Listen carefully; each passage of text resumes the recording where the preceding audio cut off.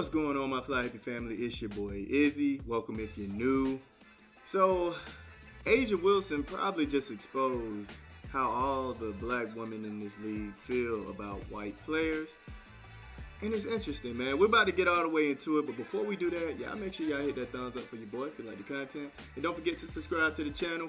We are trying to hit 15.3 by the end of the day, so if y'all can help me out with that, I highly appreciate it. And don't forget to get in the comment section and let me know what y'all think about this.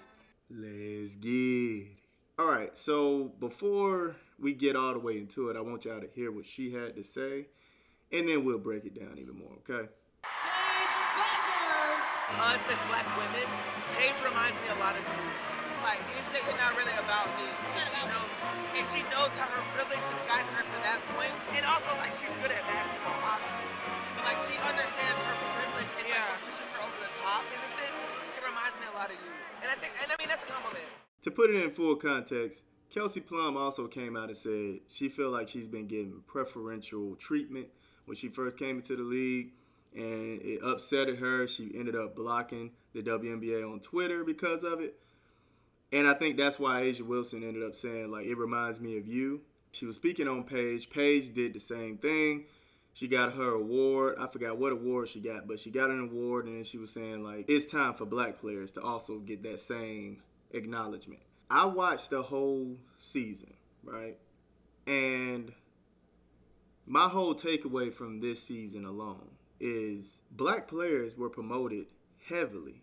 Like, if we speak on the Angel Reese double-double situation, I think that was pushed more than anything in the WNBA at the time. And then let's not forget to mention, Asia Wilson was damn near getting the MVP trophy at the beginning of the season. Now, to be fair, I don't think the WNBA knows how to promote anybody. To say that, privilege is getting them there, it's kind of discrediting their skills. You know what I'm saying? I don't care if Caitlin Clark was blue. If she was out there doing what she was doing, I would have still been a fan to this day. She's accounted for 45.7%, something like that, of points scored for her team. Nobody in the WNBA is even close to that percentage. And then she's like number 3 in the NBA if you put her in the NBA. Like, that is nuts. So it's no other player doing what she's doing. That's what makes her phenomenal. It's not a white or black thing. I don't understand why Asia is so hooked on privilege, white privilege. If you go look at Nike Twitter, the main WNBA player they're talking about is Asia Wilson. Go look at the last time they said something about Caitlin Clark. It was like in April. To keep it a grand with you all, I had to research Sabrina. I had to research Brianna. I had to research these players to know who they were. I didn't, it wasn't like it just popped up and, oh, I know Sabrina now. Oh, Brianna is one of the best players. No, I had to go look and see who was really hooping in this league. And I ended up coming to the conclusion that Sabrina and Brianna were hoopers. It was nothing like, oh, they're getting promoted over the black players. No, it was nothing like that. I wouldn't want somebody dimming my light or telling me, oh yeah, you're only here because you're, of your white privilege. Yeah, you can play, but you're only here because of your white privilege. You're here because of the hard work you put in. That's why you're there. If you are a bad white player, I'm pretty sure you wouldn't be in the league right now. You are there because you have a skill set. You're actually good at the game. That's why you're there. That's why you get promoted. And, I'm really disappointed in Asia, man, because out of any other player in the WNBA, I feel like she was the main one to capitalize off of the Caitlin Clark wave. But she ruined it right at the beginning of the season in that interview when she started bringing out the race card and all this other stuff. She's such a phenomenal player.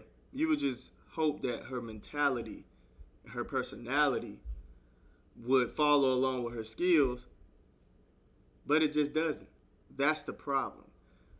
These women did a great job promoting themselves in college and coming into the league. That's why they had this fan base. You didn't necessarily do a good job at promoting yourself. If you want the Caitlin Clark type of fan base, you have to move a certain way. You have to really watch what you say, watch what you do. A lot of them burnt that bridge before they even had a chance to walk halfway on it. They burnt the bridge by coming out and playing race cars and stuff against Caitlin Clark. That was the dumbest thing you could have did. Why not just hoop, show good sportsmanship, gain the fans? That's how collabs with music work. But instead, y'all rather go against the grain and not gain those new followers, those new fans, and then you want to play victim. Stop playing the victim. You ruined your chances. You didn't even let the season start. You didn't even play against Caitlin Clark one time before you started saying crazy things about Caitlin Clark. So in my opinion, you have to get out of the victim mindset, start promoting yourself better. I don't know if you ruined your chances to gain that big wave of Caitlin Clark fans. Like I always say, Enrique was the main one who did a great job capitalizing on the new fan base. Because most of the Caitlin Clark fans that I know, they talk highly of Enrique. And why is that? Because Enrique showed respect and she hooped. That's all she did. That's all she did. She didn't play a victim role. She didn't do any of that. She gave compliments, showed good sportsmanship on the court, and hooped. That's all she did. All of the rest of the women need to learn how to do that. A'ja Wilson is a phenomenal player. But it's players that play like her. It's bigs that play like her. So that's why it's probably not as entertaining. She's like a phenomenal Tim Duncan.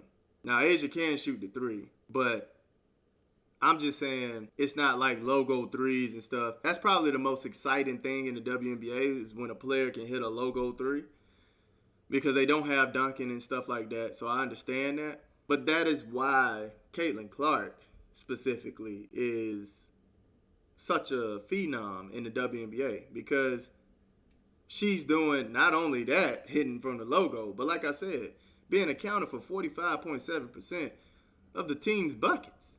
But anyway, man, yeah, that's all I have to say about this. Y'all let me know what y'all think about it in the comments. I love y'all. Y'all keep it smooth.